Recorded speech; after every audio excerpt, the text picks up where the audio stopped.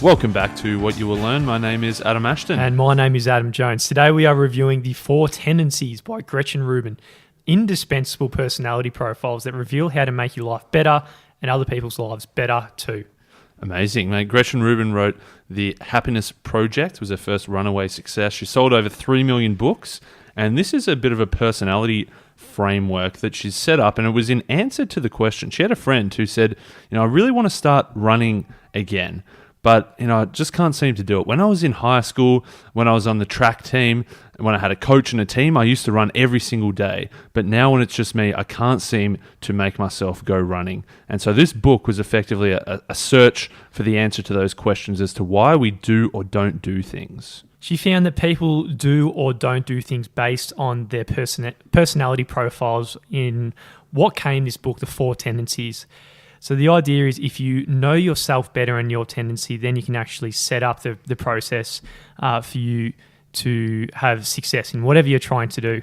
Yeah, so there's these four tendencies. One of them is going to stick out to you, and we hope that throughout this episode you can get a bit of a taste as to which tendency you are, and you can listen out for some advice around that. But also then you can start to recognize other people, what tendency they are, and then how you can best manage those other people. So she's set up with a bit of a test about, what about New Year's resolutions? She asked people, what do you feel about New Year's resolutions? Some people will set it, they love New Year's resolutions and they stick to it. Some people will say, if I want to make a change, I'll do it. I don't have to wait until this arbitrary date of the 1st of January. Some will say, look, I've given up making New Year's resolutions because I never stick to them. And Gretchen Rubin's got a quiz online you can do to find out which one you are if it doesn't stick out to you in this episode. But what she realizes was that all of those responses, what it boiled down to was outer expectations versus inner expectations. And will we act or not act based on, is somebody outside of us placing an expectation on us, like perhaps meeting a work deadline or joining a team sport? Or is it based on inner expectations, like something that we want to do for ourselves, like sticking to a new diet? That's it. So outer expectations, are you doing the things that other people expect from you? And inner expectations being the other way around, your own beliefs about what you should do. Are you following what's really in your heart and what you should be doing based on your own beliefs? So because you got the two different axes, it can be broken up into 4 different categories of person. So first, you got the upholder. And this meets both outer and inner expectations. You're doing the shit that you want to do for yourself, but you're doing all the shit that's expected from you. Next, you got questioners. So they question all expectations. So they might meet an expectation externally only if they believe internally it's justified. So they believe in doing their own shit that they want to do, and at times what other people want them to do. Next, you got obligers. So they respond readily to the outer expectations, doing all the things that other people want them to do, but they rarely meet the internal expectations. And then finally, we've got the rebels, and they don't give a fuck about internal expectations or external expectations. They just reject everything. Yeah, so as we sort of explain each one of these, try to work out what you are and then how you can best play these to your advantage. Set up systems or environments around you that will best work with your personality. And it's important to realize that it's not just like, I don't want to do the dishes, so I'm a rebel. It's not the behavior. It's not so much the things that you do or don't do. It's really the reasons behind why you do or don't do them. Like, so, for example, a rebel and a questioner might both reject an outer expectation, but the reasons are very different. For a questioner, they might say, I don't want to do this because it doesn't make sense, or I don't understand why I should do it. So they're questioning, they're rejecting it because they haven't got the correct information or they haven't been persuaded to do it. Whereas a rebel will say, I don't want to do this because I don't like being controlled and I don't want you to tell me what to do. So in both circumstances, they're rejecting the outer expectations, but the important thing to look at is the reasons why they didn't act. So as you said throughout this episode, it's going to be important for you to understand who you are. And if we bring it back to the idea of New Year's resolutions, say when it comes to these at the start of the year, how to react to this. So first of all, if you're an upholder, you're probably most likely to quite easily hang on to your New Year's resolutions because it's an expectation you want to keep. Rebels, you dislike them, you think they're just pointless. Questioners will make New Year's resolutions only when they feel like changing, and they don't really wait for the arbitrary date. And then obligers, they've given up because they've never managed to keep them in the past. So it's important to note that there's no like best or worst tendencies. It's not that one is necessarily better than the other. And you can't really change your tendency. It's sort of, she says it's sort of ingrained. It's something that you're effectively born with that you can't really change. So there's no one that's better than the other, but she says that the happiest, healthiest, most productive people, they're not from a specific tendency, but they're the ones who have figured out which tendency they are, and they've worked out how to harness the strengths, counteract the weaknesses, and they've built lives that work best for them. Bang, bang. So the first tendency we're going to be talking about and categorise and stereotype is the upholder. And they've got this internal belief with, quotes like, discipline is my freedom. And they will do what's right even when people call me uptight. So, you're waking up at 6 a.m. to go to the gym every morning, no problem, because it's an expectation you have internally. Or if the boss gives you a report, no matter what, you're going to meet the deadline because you're going to meet this outer expectation also. Exactly, man. So the upholders are the ones that readily meet both inner and outer expectations. They view these both as equally important, what other people expect of them as well as what they expect of themselves. And there's a few strengths and weaknesses that go with this, of course. One big strength is that because they readily meet these expectations, they're generally self-directed, they don't really have trouble hitting deadlines, they keep appointments, they don't miss meetings, they manage tasks pretty well, and generally they don't depend on any supervision or management or oversight or reminders or penalties. Once they know what's expected of them, they generally get through and do it. That's it. But obviously on the flip side, there's some negatives to this, right? If you just get given a rule book and because you're an upholder, you're just going to blindly follow the rules no matter what, right? So there are some weaknesses that go with this because they don't have the ability to question the outer expectations. They just go with it, right? So you might just end up being a fearless campaigner for justice who blindly just enforces the rules, even though when the rules are bad. So, this type of person might be the snitch in the school grounds. Snitches get stitches. I'm guessing they were SS troops in the times of Hitler. Which is true. They would have. Certainly, man. Maybe it's a bit up.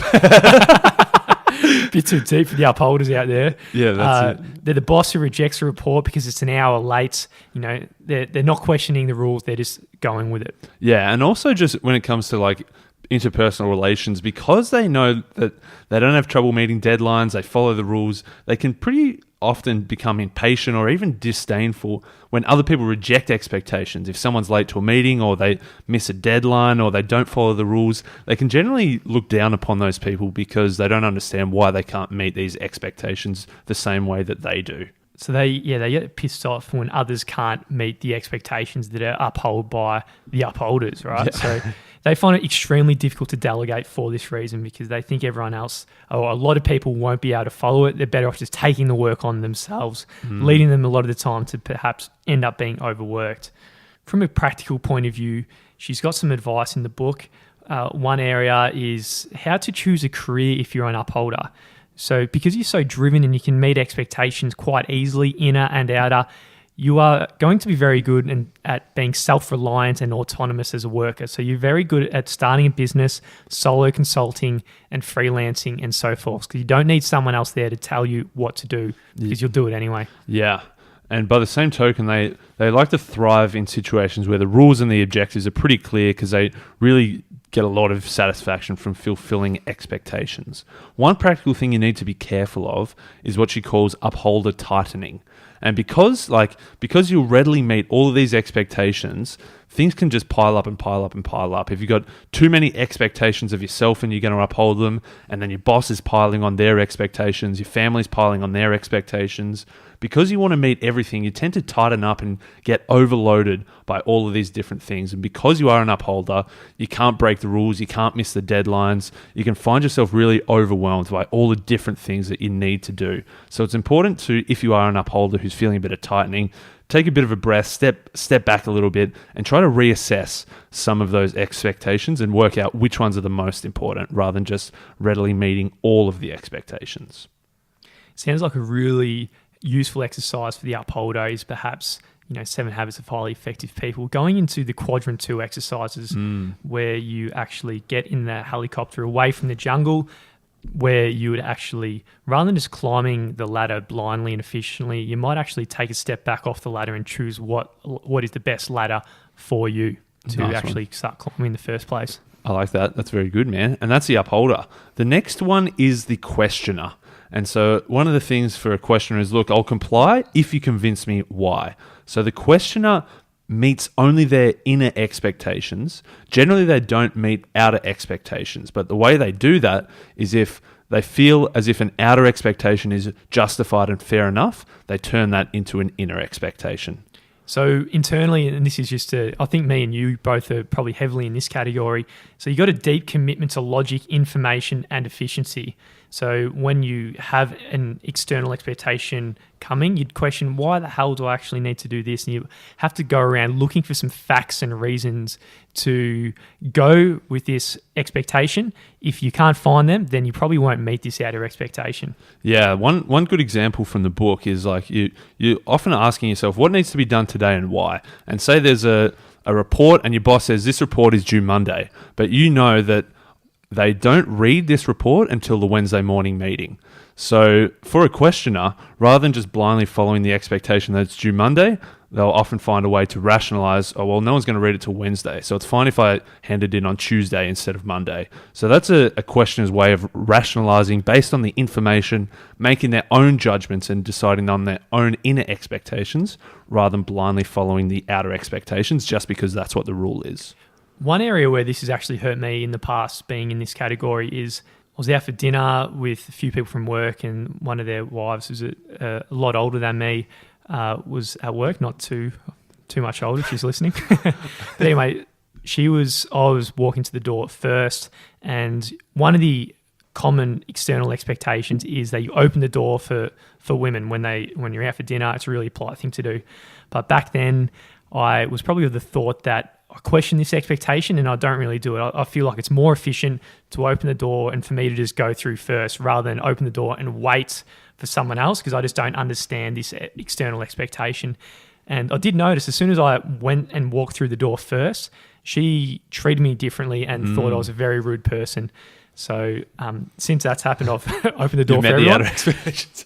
Because there is some logic behind it and reasoning. Yeah. But that's really the thought process of this questioner type. Yeah, I think there is. And I've probably internalized that expectation. I think it's a good thing to do. And I'll generally wait in the lift. The only thing that pisses me off is when people, if they're on their phones and they're not paying attention, they don't realize when the door's opening, then I'm like, oh, I'm fucking going first if you're not going to pay attention and go. So I guess that's a good segue into the weaknesses of questioners, right? So you can question customs when there's probably a good reason for it, and you with your own life experience to date, you probably should just meet some external expectations, just trusting that they're for a reason. And just questioning everything can leave you unstuck, like me, being a rude bastard at times.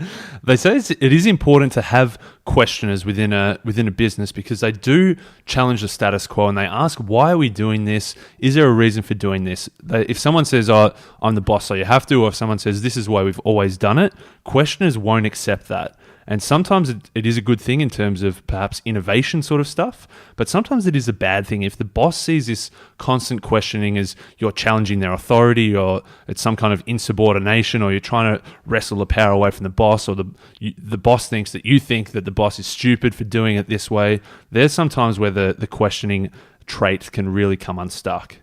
Another issue that us questioners can have at times is facing the analysis paralysis. So you're too busy just asking questions about things and rather than just getting into the action and actually just doing it. Yeah, if you need too much information and justification before you get started, you can get trapped into that constantly searching for more reasons and better information and a wider range of sources. So some practical takeaways from all of this. If you're listening and you understand that someone else is a questioner, rather than being offended when they ask questions to you, and poking holes through your arguments and questioning things, just understand that's just in their nature and it's just part of who they are. They're not trying to tear you down. Yeah, and also as a questioner, if you might often look down on people who are just blindly following the herd and doing what's always been done. It's probably not the right way to go about it, just to say, oh, you're such a sheep for doing what everybody else is doing, but you can just question and say, oh, why are you doing it this way, rather than attacking them. And the next tendency is the obliger. And the obliger says, you can count on me and I'm counting on you to count on me, because the obliger will meet outer expectations. They'll do what other people expect of them, but they'll often struggle to meet their own inner expectations. So it's got a bit of a negative connotation, I think, on this term compared to the others. Do you agree? Not so much. Okay. But I don't think anyway, what I was getting at there, I don't think it should. I think it's because it's the opposite to us. We're the direct opposite. But I don't think it should be. So obligers isn't necessarily a bad thing. These are the people who are always giving, meeting external expectations, and really not taking enough time out of the day to look after themselves. So they're huge. They're the big givers in the world, right? A lot of the time. Definitely, man. And like, on one hand, it is a strength because, the boss will see this person as always meeting the deadlines. They're the one they'll volunteer to do the extra project, or they'll go out of their way to help others. So they're really good in that regard. But the downside of that is that if someone sniffs, especially a rebel or a questioner, sniffs out that the obliger will just do everything, they can often take advantage of the obliger. Yeah, this takes me... I remember being at university working with an obliger, and mate, she was incredible. She worked 14 hours straight, had an all-nighter just to meet the group's goal of getting the report done on time, and she just hit it with flying colours. So amazing. You made the most of that obliger. I was probably the rebel, pushing her expectations a bit too far. That's I like okay. it. And so, because obligers, they struggle with meeting their own inner expectations, what Gretchen says is the way to obviously do the things that you still want to do is you need to build some kind of system or environment for external accountability. So because if you want to start a new diet, or say if you want to go to the gym and you really want to do it for yourself, but you really as an obliger struggle to meet that, you need to have some kind of outer accountability where it becomes an outer expectations, which you love meeting. So maybe it's you decide to join a gym with your friend and you guys are going to go work out together, or maybe you join a team sport, or perhaps you pay a month in advance, so you've already financially committed to it, so you've got this expectation that you've already paid for it and it's expected that you still go to it. If you're listening right now and you see, or if you know someone else is an obliger who can't meet, for example, New Year's resolutions, this is something you can really offer a value. So next time they say, I want to do this, you can perhaps keep them accountable, knowing that this is something that can really help them achieve their goals. Yeah, definitely. Like Gretchen talks about accountability partners, so having one person, or accountability groups, like, if you join Alcoholics Anonymous or Weight Watchers, or you join a study group, or you join a book club. These are great ways that you can set up this system, or this environment of outer accountability. So some people fit into the more niche category of the idea of the obliger rebellions, he says. So if you're someone who is an obliger and someone keeps putting these expectations on you and they're going too hard, these wild expectations, eventually you're going to snap and probably go toward the rebellion end of the spectrum and say, no, I'm not doing any more. It might be a wild divorce, it might be you quit your job or something like that when it just hits this critical breaking point. Yeah, she says it because people can, take advantage of the obliger, and they'll often do whatever they're asked to do. They'll do it up to a point. And that point is obviously, as I say, on the extreme end. It could be a divorce, it could be quitting a job, something so extreme that they think, I've had enough, I'm not doing this anymore. Or it could be, she talked about a few funny things, like say you sit in your car for 10 minutes so you're intentionally late to work, or you get an email and you think, I'm going to wait a day before I apply. So just these smaller rebellion things that you can do. So if you are an obliger, you need to be careful if you feel this rebellion brewing up inside of you. And if you're a boss, you really need to manage, if you've got an obliger, don't keep piling the work on the obliger because they're going to do it. Spread it more evenly across the team. So the fourth tendency in the book is the rebel. And a rebel might say something like, you can't make me and neither can I. They're just, as the name suggests, a rebel. You're not meeting out of expectations, what people expect of you. But at the same time, you're not even meeting your inner expectations. You're just fucking flipping the can, just flipping everything over just for the sake of flipping it over. Yeah, the rebel doesn't like to feel trapped or under somebody else's control, or they don't feel like they have to do anything. They do things because they want to do them. They do them in their own way, on their own time. If somebody tells them to do it, they resist. And if they put too much pressure on themselves to do it, they'll resist as well. So the rebels, when they're doing something what they want, then they can actually drive themselves pretty hard. And a lot of entrepreneurs can fit into this category. I remember if you think of like a Steve Jobs or something like that in the movie when he was like at first an employee, he just questioned everybody, cracked the shits, absolute rebel, went out and then really changed the status quo about things because he had this energy, everything made sense, and then he got things changed in a big way. Another positive of the rebel is because they love defying other people's expectations, they can use it as a bit of fuel. Like say if, it's nearly impossible to quit smoking, or someone says, oh, you're not smart enough to go to college, they're going to use that as fuel to think, oh, I'm going to prove you wrong. So they can work really hard if they feel like there's some kind of element of, oh, I'll show you I can do it. That sort of stuff. They can use that to their advantage and use it to work really hard just to show that, they're not controlled by this other person and what they think. A bit of Machiavelli here for you, mate. If you there's something you can do to rebels to make them do something, when you want them to do something else, like kind of a dare, you kind of just push them in by, oh, you wouldn't do it. Yeah. You wouldn't do it. Bit of reverse psychology as well. Reverse psychology. And then they're thinking, I'll prove you wrong, and then they end up doing it. Yeah, I love it. Problem solved. Another strength is obviously that they do defy these customs and conventions. So similar to the questioner, they don't just cop things and do things for the sake of doing them. But a weakness of that is that often there are some times where you just have to do something. Sometimes there are deadlines, and it's tough for a rebel to just cop it. So as you would imagine, one of the important things to know is if you're working with a rebel, and especially if you're a boss and one of your employees is a rebel, you can't boss them around. You need to let them choose to do the work and choose to do things based on their own reasons that they have. Mate, there's some real influence power stuff coming up here, which I really frothed on, as you would know. But if you can somehow make the rebel feel like it's their idea, they're probably going to do it. If you tell them to do it, they're not going to do it. So you need to try and work out how can you make it their idea. And so there's one good framework that she gives here. So you need to give a request or frame what you want them to do in the sequence of information, consequences, choice. So you need to give them the information they need to make an informed decision. You need to highlight the consequences or the outcomes of the various actions and then give them an honest choice. You can't pretend that you're giving them a choice and then hover over them. They have to make the choice for themselves.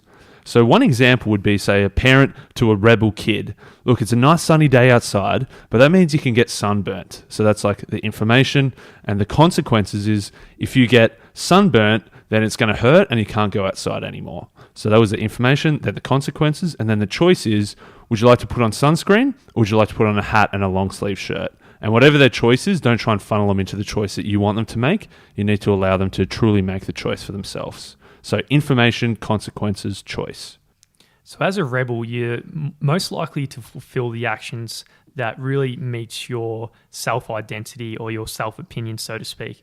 So you're probably going to install a habit and be extremely good at it if you understand that it's part of your personality that you perceive yourself as. Yeah, if you think that I have to go to the gym 3 times a week, it feels like an expectation. You're not going to do it. But if you think I'm a healthy person and it's part of your identity, you know that a healthy person goes to the gym. So you're not going to resist it as strongly if it's part of your identity. So that's the 4 personality framework, right? It's a good one. There's a whole bunch of different frameworks you can get from different books, but I really like this one. Even though you're stereotyping people, there is a lot of power in putting people in these stereotypes, and you can actually act differently based on who they are. But also knowing yourself, being that little bit self-aware about who you are, you can actually set up some kind of framework and systems in yourself to give yourself the best possible outcomes and minimize the weaknesses that you inevitably have. Yeah, hopefully you've been able to identify what you are and then what you can do to improve your outcomes.